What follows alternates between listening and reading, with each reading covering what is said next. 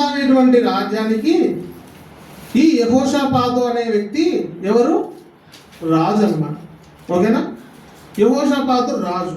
అయితే ఇతనికి రాజు అనేటువంటి పదవి ఎట్లొచ్చింది అనేది మనం ఒకసారి ఆలోచన చేస్తే 16వ అధ్యాయంలో ఇందాక మనం చదివినాం కదా, వాళ్ళ నాన్న పేరు ఏంటి? ఆసా అనేటువంటి ఒక రాజు ఉన్నాడంట. ఆసా అనేటువంటి ఒక రాజు దేవుని చిత్తాన్ని కనుగొంటూ దేవుడు చెప్పినట్లు చేస్తూ దేవునికి అనుకూలంగా తను బ్రతుకుతూ వచ్చినాడు. అతను బతకడం వల్ల అతను ఏం చేసినాడు తెలుసా? 41 సంవత్సరాలు యూదా సామ్రాజ్యాన్ని పరిపాలించినాడు. ఎన్ని సంవత్సరాలు? మీ వర్క్ బుక్ కోసం చెప్తున్నాను, ఇవన్నీ జాగ్రత్త నోట్ చేసుకోండి. మళ్ళీ వర్క్ బుక్ అప్పుడు అంకులు ఇదేంటంటే నేను చెప్పను. Okay, according to work book మీకు చెప్తున్నాను నేను. ఓకే, అయితే ఆసా ఎన్ని సంవత్సరాలు పాలించాడు? బైబిల్లో ఇశ్రాయేలీలందరినీ 2 రాజులు ఎక్కువసార్లు పాలించినారు. ఇశ్రాయేలీలు అంటే ఇశ్రాయేల్ ప్రజలు ప్లస్ యూదా ప్రజలు అందరినీ కలిపి. ఎవరు వాళ్ళిద్దరు అంటే దావీదు, ఇంకొకరు వాళ్ళ పైన. ఫస్ట్ రాజు ఎవరు తెలుసా మనకు? సౌలు 40 సంవత్సరాలు పరిపాలించినాడు. సౌలు తర్వాత దావీదు 40 సంవత్సరాలు. వాళ్ళిద్దరి తర్వాత ఎక్కువ పాలించిన వ్యక్తి ఎవరయ్యా అంటే ఆసా. ఎన్ని సంవత్సరాలు అంటే 41 సంవత్సరాలు. వీళ్ళందరికంటే 1 సంవత్సరం ఎక్కువ.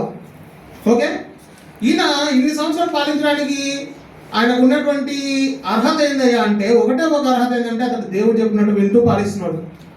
సో అందుకోసమనే వీళ్ళందరికంటే 1 సంవత్సరం ఎక్కువ పాలించే ధన్యత అతనికి దొరికింది. అయితే ఈయన చనిపోయేటువంటి సందర్భం వచ్చింది.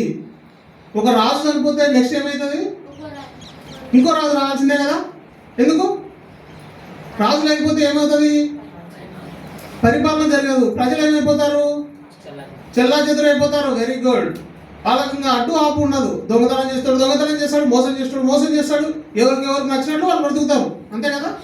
అందుకోసము కట్టడి చేయడానికి ఎవరు అవసరం? రాజు అవసరం, ఒక సిస్టమ్ అవసరం. ఇప్పుడు మనం ఉన్న సిస్టంలో చూసుకుంటే మనము దొంగతనం చేయాలన్నా మోసం చేయాలన్నా ఎందుకు భయపడతాం? పోలీసులు పట్టుకుపోతారండి. అవునా? ఆ కాలంలో పోలీసులు లేరు కదా. ఎవరున్నారు? రాజులు ఉన్నారు. ఓకే, అయితే ఆసా మరణించిన తర్వాత నెక్స్ట్ ఆసా యొక్క కుమారుడైనటువంటి యెహోషాపాతుకు రాజ్యాధికారం లభించింది. ఇప్పుడు ఒకసారి ఆలోచించండి. అప్పటి వరకు యెహోషాపాతు ఏం చేస్తూ ఉండింటాడు? వాళ్ళందరి ఫ్రెండ్స్తో కలిసి హ్యాపీగా ఉండింటాడు. రాజు కొడుకు కదా, రాజకుమారుడు కదా. అతనికి ఎటువంటి మర్యాదలు ఉంటాయి భూమి మీద? అతను ఏం కావాలంటే తినొచ్చు. అవునా? ఏం కావాలంటే తాగొచ్చు. వాళ్ళ స్నేహితులతో కలిసి అవుట్డోర్కి వెళ్ళొచ్చు. ఎక్కడెక్కడ తిరగాలనిపిస్తుందో బీచ్లకు తిరగవచ్చు, అడవులకు తిరగవచ్చు, ఎక్కడైనా సరే తను హ్యాపీగా తిరగవచ్చు. ఇప్పుడు ఉన్నట్టుండి అతనికి రాజ్యం వచ్చేసరికి అతను రాజ్యం వదిలిపెట్టుకోవడానికి ఉందా? తన స్నేహితులతో కలిసి ఊళ్ళో తిరగడానికి ఉందా? ఊళ్ళో రాజు తిరుగుతూ అందరూ ఏమంటారు? రాజు వచ్చినాడు గుంపు కుడతారు. షేక్ హ్యాండ్ చేయాలని ఒకడు, లేకుంటే కౌలించుకోవాలని ఒకరు, రకరకాలైనటువంటి ఆశలు పడతా ఉంటారు. చూస్తున్నారా మీరు? మొన్న కాకినాడలో ఒక హీరో వచ్చినాడు. ఆయన పవన్ కళ్యాణ్. ఆయన వచ్చింటే వాళ్ళందరూ ఆయన మీద పడిపోతున్నారు. మామూలుగా పడిపోవడం కాదు, ఆయన తట్టుకోలేక కారు ఎక్కి ముందరకు వెళ్ళిపోయినాడు. వద్దరా ఇక్కడ ఉంటే నన్ను అనిపిస్తారు వీళ్ళని. సో సేమ్ సిచ్యువేషను యెహోషాపాతు జీవితంలో కూడా ఏంటంటే, యెహోషాపాతు ఇంతకుముందు సంతోషకరమైనటువంటి జీవితం గడిపినాడు.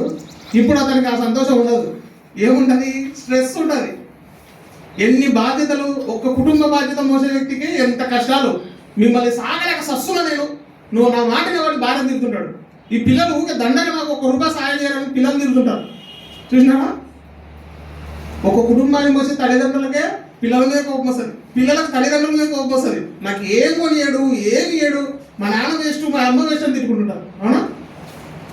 కానీ ఈయనకి ఏమొచ్చింది ఇప్పుడు? ఇటువంటి కుటుంబాలు ఎన్ని ఉంటాయి ఒక రాజ్యంలో? 18 లక్షల కుటుంబాలు. ఆయన ఇప్పుడు పాలించాల్సిన కుటుంబాలు 18 లక్షలు. 18 లక్షల కుటుంబాలకు ఒక రాజు. ఆయన పేరేంటి? యెహోషాపాతు. అయితే యెహోషాపాతు అనే పేరుకు అర్థం ఏంటంటే యెహోవా తీర్పు తీర్చును అన్నమాట. బుక్లో వస్తుంది యెహోషాపాతు అంటే not this point, God will judge. Okay, ఇప్పుడు ఓకే చాలా రాకించాలు. మొట్టమొదటి విషయం ఏంటంటే యెహోషాపాతు జీవితంలో చాలా పెద్ద రెస్పాన్సిబిలిటీ యెహోషాపాతు జీవితానికి వచ్చింది. నేను ఇదే కథను 2021లో కనిగిరిలో చెప్పిన. సేమ్ యెహోషాపాతే, సేమ్ కాన్సెప్టే. కాబట్టి అప్పుడు చెప్పినది ఇప్పుడు చెప్పిన దానికి నాకు 2 కొత్త పాయింట్లు యాడ్ అయ్యాయి. అది కూడా నేను మీకు చెప్తాను.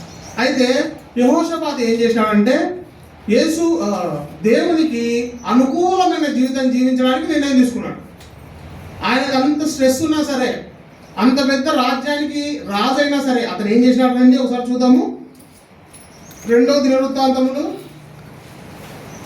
17వ అధ్యాయము 2వ వచనం నుంచి 5వ వచనం వరకు చదవండి. అతడు యూదా దేశములోని ప్రాకారపురములన్నిటి అందును సైన్యములను ఉంచి యూదా దేశమందును తన తండ్రి అయిన ఆసా పట్టుకొనిన ఎఫ్రాయిము పట్టణములందును కావలి బలముగా ఉంచెను. యెహోవా అతనికి సహాయుడై ఉండగా.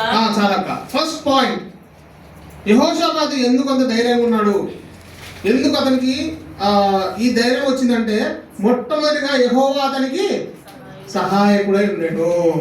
ఆయనకు అర్థమైపోయింది, మా తండ్రి ఎట్లా పాలించినాడు, దేవుణ్ణి ఆధారం చేసుకొని పాలించినాడు. ఇప్పుడు నేను ఎట్లా పాలించాలి, దేవుణ్ణి ఆధారం చేసుకొని పాలించాలని నిర్ణయించుకున్నాడు.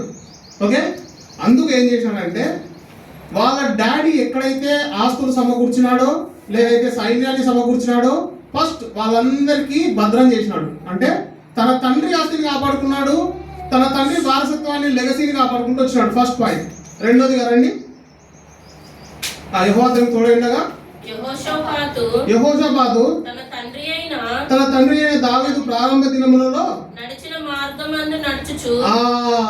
సెకండ్ పాయింట్, ఫస్ట్ తన ఇంటిని తన సామ్రాజ్యాన్ని అన్నింటినీ భద్రం చేసుకుంటూ వచ్చినాడు, తన తండ్రి తనకి ఇచ్చేది కాపాడుకుంటూ వచ్చినాడు. రెండోది, తన తండ్రి ఏ విధంగా అయితే నడుస్తూ వచ్చినాడో అదే మార్గంలో నడుస్తూ వచ్చినాడు. నెక్స్ట్ కిందికి రండి. బయలు దేవతలను ఆశ్రయింపక. ఇది ఎంతో ఇంపార్టెంట్ విషయం. దేవుడు బైబిల్లో మనం పాత నిబంధనలు చూసుకుంటే దొంగలను క్షమించినాడు, వ్యభిచారులను క్షమించినాడు, మోసగాలను క్షమించినాడు, అందరినీ క్షమిస్తూ వచ్చినాడు. కానీ విగ్రహారాధన చేస్తే మాత్రం దేవుడికి నచ్చదు. ఎందుకు విగ్రహారాధన చేస్తే దేవుడికి నచ్చదు? మన భాషలో మనకు అర్థం కావాలంటే, మీ డాడీ మీరు మార్కెట్కి వెళ్తున్నారు అనుకోండి, ఎవరో దారిలో కనపడినాడు, నిన్ను అన్నా ఆయన పిలిస్తే మీ డాడీకి ఎట్లుంటుంది? నిన్ను కనింది ఎవరు, నిన్ను పెంచింది ఎవరు, నీకోసం ప్రాణం పెట్టింది ఎవరు? నువ్వు ఎవరిని డాడీ అని పిలవాలా? ఎవరైతే నిన్ను చిన్నప్పటి నుంచి పోషిస్తున్నారో వాళ్ళని పిలవాలి కదా. అట్లానే కాకుండా వేరే వాళ్ళని దేవుళ్ళు అంటే దేవుడికి ఎంత కోపం వస్తుంది.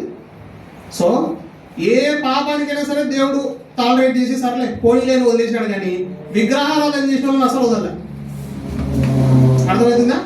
సో ఇక్కడ 3వ పాయింట్ ఏంటంటే యెహోషాపాతు విగ్రహారాధన వైపు మాత్రం ససేమిర పోలే, వద్దనుకున్నాడు. నెక్స్ట్, తన తండ్రి దేవుణ్ణి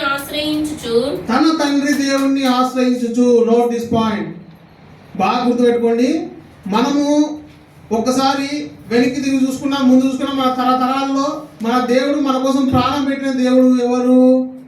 యేసు ప్రభు వారు. ఆయన మన కోసం ప్రాణం పెట్టినాడు, మన పాపాల నిమిత్తం తాను సిలువ వేయబడుతూ వచ్చినాడు. ఆయన మన కోసమే భూమి మీదకి వచ్చినాడు.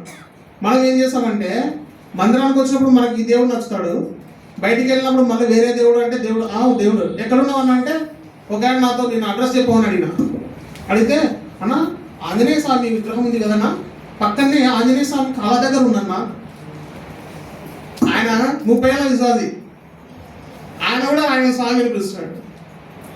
సో మనకు ఇక్కడ ఉన్నప్పుడు ఈ దేవుడు, అక్కడ ఉన్నప్పుడు ఆ దేవుడు అనేటువంటి తాడు ఉండదు. ఎక్కడైనా ఒకటే దేవుడు, ఆ దేవుడు ఎవరు? యేసు ప్రభువు. అర్థమవుతుంది కదా. సో రెండోదిగా ఏం చేసినాడు, తన తండ్రి అయినటువంటి ఆసా నడిచినటువంటి నమ్మినటువంటి దేవుణ్ణే ఆశ్రయించాడు. నెక్స్ట్, ఇశ్రాయేలుల వారి చర్యలను వెంబడింపక ఆయన ఆజ్ఞలను అనుసరించి నడుచును. ఆయన 4వదిగా చేసిన మంచి విషయం ఏంటంటే వాళ్ళ పక్కన రాజ్యం వాళ్ళు లేకుంటే ఆయనకు తెలిసిన నైబర్స్ ఏ దేవుడిని అయితే ఏ ప్రవర్తన